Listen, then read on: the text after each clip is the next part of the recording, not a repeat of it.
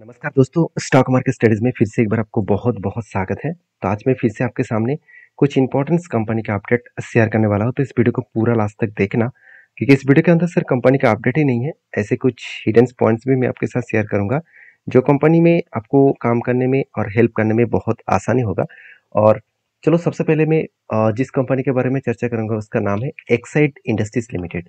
तो basically Exide industries limited तब से लेकर एक अच्छा खासा जर्नी दिखा रहा है जब से इस कंपनी के ऊपर बड़े दो प्लेयर एंटर हो चुके हैं। बड़े दो प्लेयर एंटर हो चुके हैं मतलब क्या है, बड़े दो प्लेयर इस कंपनी के ऊपर टेंडर दिया है। जैसे किया ने किया और साथ ही साथ होंडाई, ये दोनों कंपनी जब से एक्साइड के ऊपर टेंडर दिया है लिथियम आयन बैटरीज का, तब से लेकर इस कंपनी भागते चले जा रहे हैं। आप सभी जानते हैं एक्साइड का जो मार्केट शेयर है बहुत स्ट्रांग है, क्योंकि टू व्हीलर इंडस्ट्रीज में इसका मार्केट शेयर बहुत स्ट्रांग है। मैं आपको बता दूं, टू व्हीलर इंडस्ट्रीज में 86% मार्केट शेयर इसी के पास है। अगर आप 100 गाड़ियां रास्ते में देख रहे हैं, 100 बाइक्स आप रास्ते में देख रहे हैं, उसमें से 86 बाइक्स में आपको एक्साइड का बैटरीज देखने को मिलेगा।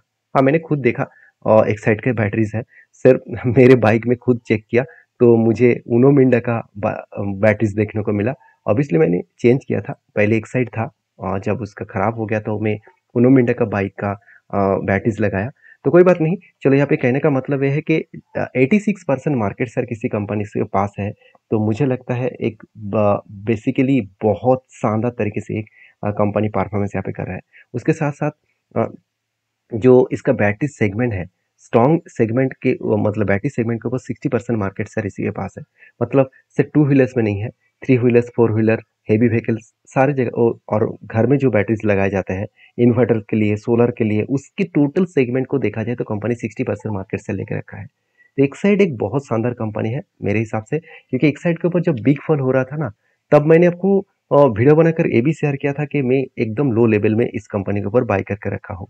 ऑब्वियसली वो इन्वेस्टमेंट पर्पस में है और मेरा वहाँ से अच्छा खासा प्रॉफिट भी मिला। मेरा एंट्री लेवल कहाँ पे है मैं आपको बताऊंगा। उससे पहले मैं बता देता हूँ, कंपनी का मार्केट शेयर बहुत स्ट्रांग है, इसीलिए कंपनी अच्छा खासा काम भी कर रहा है और पूरा का पूरा बैटरी सेगमेंट के ऊपर ही कंपनी काम करते हैं।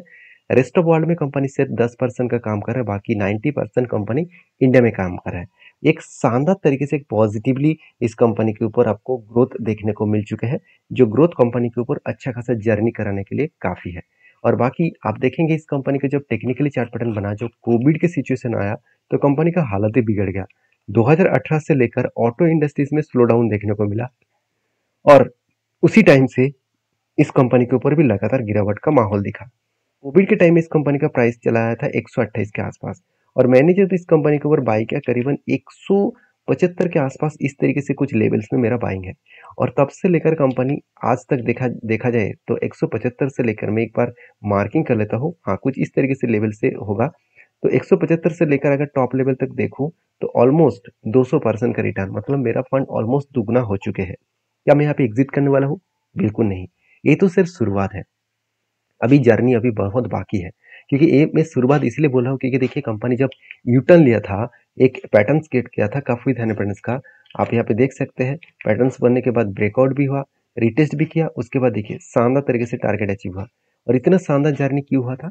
क्योंकि इसी जगह पे यहाँ पे जो हाई वॉल्यूम हुआ ना, सिर्फ एक ही कारण के वजह से, क्योंकि किया और साथ ही साथ होंडाई, तो इस दोनों कंपनी ने क्या किया, बिग डील किया इसके साथ, और वो भी बैटरी सप्लाई का। जितने सारे ईवीज बैटरीज बनेंगे तो वो एक्साइड सप्लाई करेंगे इस दोनों कंपनी को। तो तब से लेकर इस कंपनी रॉकेट की तरफ भागा और टारगेट का अचीव किया। और मुझे ये भी कहा जा रहा है कि कंपनी के ऊपर सर क्या कोई फ्रेश एंट्री आपको यहाँ पे देखने को मिला है? पहली बात, एक यहाँ पे रेंज ट्रेड बना है तो नीचे नहीं आया, तो इसके मतलब अभी कोई जरूरत ही नहीं पड़ेगा। दूसरा, यहाँ पे देखिए दो बाइंग कैंडल बने, क्या इस दोनों बाइंग कैंडल के रेंज 20% के ऊपर बने? देखिए बिल्कुल नहीं, 19% बना।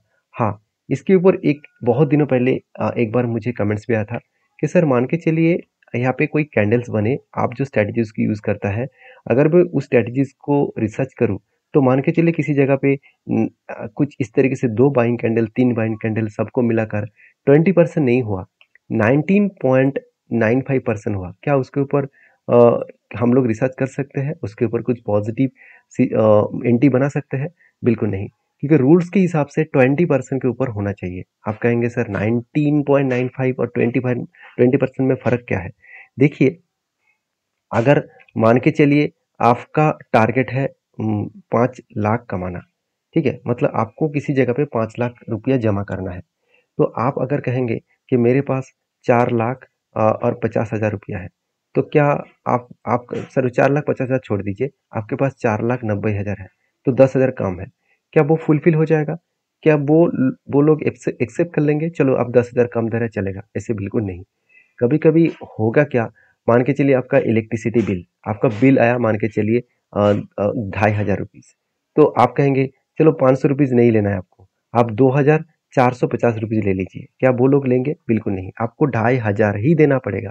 तो एक रूल्स है, तो सेम टू सेम यहाँ पे भी आपको रूल्स को फॉलो करके चलना पड़ेगा, क्योंकि रूल्स को ब्रेक करके आप काम तो कर सकते हैं, मगर हमेशा वो काम आपको हर टाइम में सेटिस्फाई नहीं देंगे और हर हर टाइम में आपको प्रॉफिट नहीं देगा। कभी-कभी आपको बहुत बड़ा झटका भी लग सकते हैं। तो जिसके लिए मैं बार-बार बोलता हूँ कि पहले रूल्स बनाइए, उस रूल्स को फ़ॉलो अप करिए। देखिए मार्केट में ना वही लोग पैसा कमाते हैं, जो खुद के रूल्स को मान के चलते हैं, जो खुद की 1-2 स्ट्रैटेजीज़ के ऊपर ही बहुत ज़्यादा ट्रस्ट करते हैं, क्योंकि उस स्ट्रैटेजीज़ के ऊपर ही वो मास्टरिंग कर चुके हैं। मैं इस स्ट्रैटेजीज़ के ऊपर एटलीस्ट सारे कंपनीज़ का मैंने एटलीस्ट 200 कंपनी को लास्ट 10 इयर्स तक बैक टेस्टिंग करके देखा। तो मुझे इस तरीके से स्ट्रैटेजीज़ में तब ट्रस्ट आया, क्योंकि मैंने ऐसे नहीं कि जब भी स्ट्रैटेजीज़ बना तब मैंने एंट्री ले लिया, उसके बाद सोच रहा हूँ अभी क्या होगा, ऐसे बिल्कुल नहीं। मैंने बैक टेस्टिंग करके देखा, मुझे जहाँ पे बहुत ज़्यादा परसेंटेज हायर मिला कि इस तरीके से स्ट्रैटेजीज़ में दम है। तो 80-90% का स्ट्रैटेजीज़ में मैं काम नहीं करता हूँ। अगर आप काम करना चाहते हो वो अलग बात है, क्योंकि हर किसी का अलग-अलग ओपिनियन होता है। मैं आपको रोकने वाला कौन होता हूँ? मेरा मकसद यही है कि मैं जो स्ट्रैटेजीज़ को फॉलो करके काम करता हूँ, वो एज़ ए एजुकेशन पर्पस में आपके साथ शेयर करना। बाकी एक साइड के ऊपर मैं तो बुलिश हूँ। फिलहाल के लिए मेरा कोई ट्रेड नहीं है। हाँ, as a long term investment के हिसाब से मैं कंटिन्यू करूँगा। जब कोई ट्रेड बनेगा तो मैं आपके साथ ज़रूर शेयर करूँगा। नेक्स्ट जो कंपनी उसका नाम है अदानी विलमार। देखिए, अदानी विलमार की अभी दिक्कत वाला बात यही है कि कंपनी के ऊपर प्रॉफिट तो हो रहा है, फिर भी कंपनी का प्रॉफिट का ग्रोथ नहीं हो रहा है। क्योंकि पहले जिस तरीके से लगातार ग्रोथ हो रहा था, क्योंकि 175 से 180, 200, 230 इस तरीके से ग्रोथ हो रहा था। अभी वो प्रॉफिट रेशियो बीच में लॉसेस में चला गया था, अभी वो फिर से धीरे-धीरे करके प्रॉफिट हो रहा है। तो जो कमेंट्स किया जा रहा है कि सही में कंपनी में फिर से ग्रोथ होने में टाइम लगेगा, बिल्कुल लगेगा। क्योंकि जो नेट प्रॉफिट है इस कंपनी का, आप हालत देख लीजिए। कंपनी 375, 416, 729, 800, मतलब कंपनी हर साल में प्रॉफिट को ग्रोथ कर रहा था, और वो भी 2022 तक। 2023 में इसका पासा पलट गया और 2024 में तो इसका हालत ही खराब हो गया। कंपनी डायरेक्टली 800 करोड़ से 140-50 करोड़ पहुंच चुके हैं। मतलब कहाँ से कहाँ तक आ चुके हैं आप देख सकते हैं। और यही कारण की वजह से शेयर में एक पीक प्रेशराइज बनता हुआ देखने को मिले। और जो लोग सोच रहे हैं कि इस कंपनी के ऊपर क्या किया जाए, तो इसके लिए बता दूं, कंपनी इसके ऊपर, मैं इस कंपनी के ऊपर ट्रेड लेकर खुद लॉसेस में हूँ। छोटा मोटा लॉसेस है, मैं ज़्यादा लॉसेस नहीं कहूँगा, क्योंकि मेरा एंट्री लेने का मकसद जब था तब कंपनी प्रॉफिटेबल ट्रेड्स कर रहे थे, और जब मैंने एंट्री लिया उसके बाद कंपनी के ऊपर वीकनेस रिजल्ट आना स्टार्ट हो गया। देखिए इसमें मेरा कोई गलती नहीं है, क्योंकि कंपनी अपकमिंग टाइम्स में क्या रिजल्ट करेगा वो किसी को पता नहीं होता। अगर पता होता तो हर कोई उसी कंपनी के ऊपर निवेश कर लेता ना। मान के चलिए आप क्वार्टर 1 का रिजल्ट आया है, क्या आपको सही में पता है कि क्वार्टर 2 का रिजल्ट कैसे आने वाला है? बिल्कुल नहीं। एक प्रेडिक्शन कर सकते हैं कि ऐसे रिजल्ट आने का चांसेस है। तो मैंने उसी सिचुएशन को देखते हुए मैंने टेल लिया था। और अदानी विलमार के ऊपर मैं अगर चार्ट के आपके साथ शेयर करूं, तो आप देख सकते हैं किस तरीके से यहाँ पे बिग करेक्शन हुआ था। यहाँ पे भी देखिए बाइंग का रेंज बने थे 40% का, और दूसरा एक बाइंग का रेंज बने 32% का। दो रेंज बना था, इसलिए मैंने यहाँ पे एक रिक्सी ट्रेड लिया था। और ट्रेड होने के बाद देखिए कंपनी वही लेवल में अभी अटक के पड़े हुए हैं। तो मुझे कोई भी लॉसेस में नहीं है, प्रॉफिट में नहीं है। हाँ लॉसेस है, 2-3% का लॉसेस चल रहा है, तो कोई बात नहीं, ऐसे लॉसेस तो होता रहेगा।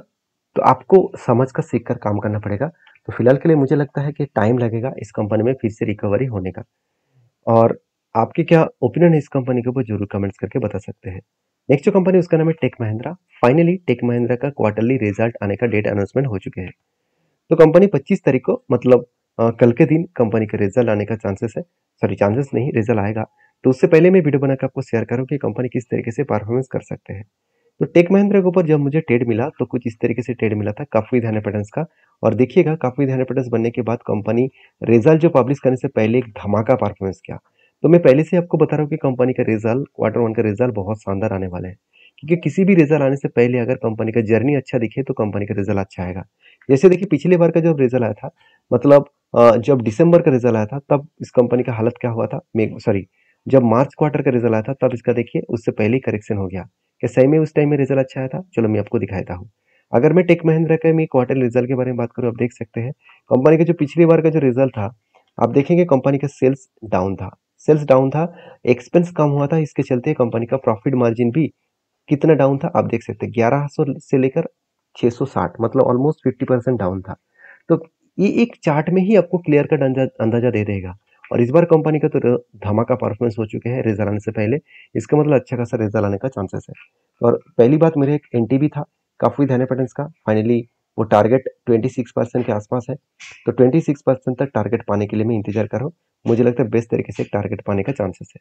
तो बाकी आपके क्या ओपिनियन है जरूर मुझे कमेंट्स करके बताना कि किस कंपनी के ऊपर जिस तरीके से यू टर्न दिया है, कंपनी हाई लेवल तक जरूर जाने का कोशिश करेंगे। जो हाई लेवल निकल कर आ रहा है करीबन करीबन 1840 रुपीज के आसपास, तो एक बहुत बड़ा जर्नी होगा। तो मेरा इस हाई लेवल तक जर्नी नहीं है, मेरा टारगेट जहाँ पे काफी 100% के बेसिस में बना है उसी लेवल तक मैं जरूर इंतजार करूंगा। बाकी आपके क्या ओपिनियन है इस कंपनी के ऊपर जरूर कमेंट्स करके बताना। नेक्स्ट जो कंपनी उसका नाम है फ्रैंकलिन इंडस्ट्रीज लिमिटेड। तो फ्रैंकलिन इंडस्ट्रीज लिमिटेड एक के बदले एक शेयर बोनस देने जा रहा है। तो जो लोग बोनस पाना चाहते हैं एक बार डीपली इस कंपनी के ऊपर रिसर्च करें। इसका डेट अभी तक अनाउंसमेंट नहीं हुआ क्योंकि स्प्लिट दिया था कंपनी जनवरी मंथ में। अभी कंपनी फिर से बोनस देने का अनाउंसमेंट करने जा रहा है। तो हाई रिस्क कंपनी है, तो सारे कंपनीज के ऊपर काम करने से पहले एक बार डीपली रिसर्च करें, आपके सेबी रजिस्टर्ड एडवाइजर के साथ बातचीत करें, उसके बाद काम करें। मेरे ओपिनियन आपके साथ शेयर किया हो, इसका मतलब ये नहीं कि मैं आपको बाय सेल का रिकमेंडेशन कर रहा हूँ। मेरे तरफ से कोई भी बाय एंड सेल का रिकमेंडेशन नहीं है। लॉस होगा तो आपको ही लॉस लेना पड़ेगा। तो इसलिए प्लीज आपके ओपिनियन के हिसाब से काम करिए। मिलते हैं नेक्स्ट वीडियो में, तब तक के लिए धन्यवाद।